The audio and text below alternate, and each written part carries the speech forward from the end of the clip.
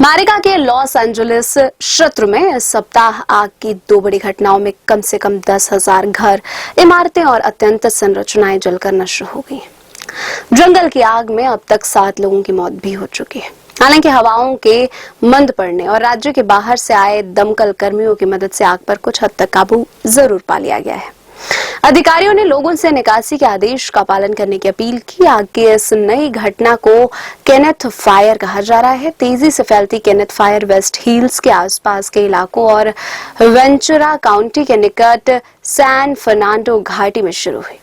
इससे पहले Los Angeles के आसपास 5 जगहों पर आग जंगल की ओर फैली, जिन्हें Palisades fire, Eaton fire, Lidia fire, Hurst fire और सनसेट फायर कहा जा रहा है। इससे क्षेत्र के कुछ प्रतिशत इलाकों के चारों ओर आग की लपटों का एक घेरा बन गया है। इस बीच लॉस एंजलिस के मेयर कैरन बास ने कहा कि हमें आशंका है कि तेज हवाओं के कारण यह आग तेजी से फैलेगी। उन्होंने पूर्वानुमान को दोहराया, जिसमें गुरुवार शाम शुक्रवार सुबह तक हवाओं के तेज होने की बात कही गई थी। लॉस एंजलिस काउंटी के अधिकारियों ने मंगलवार रात को पासाडोना के पास शुरू हुई इटॉन फायर की घोषणा के बाद से ये आदेश जारी किए हैं। इनमें 5,000 से ज्यादा इमारतें जलकर नष्ट हो चुकी हैं।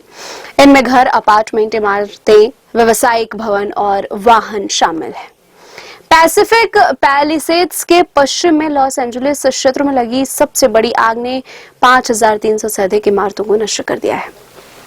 केनेथ ने आग L Camino real charter high school 3.2 kilometre से भी कम दूरी पर लगी है, जहां लोग पैलिसेड्स में लगी आग से बचने के लिए शरण लिए हुए हैं।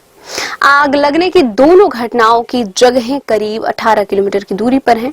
लॉस एंजलिस शहर और उसके आसपास लगी भीषण आग में बिली क्रिस्टल, मैडी मूर और पेरिस हिल्टन समेत विभिन्न हस्तियों के मकान जलकर राख हो गए हैं।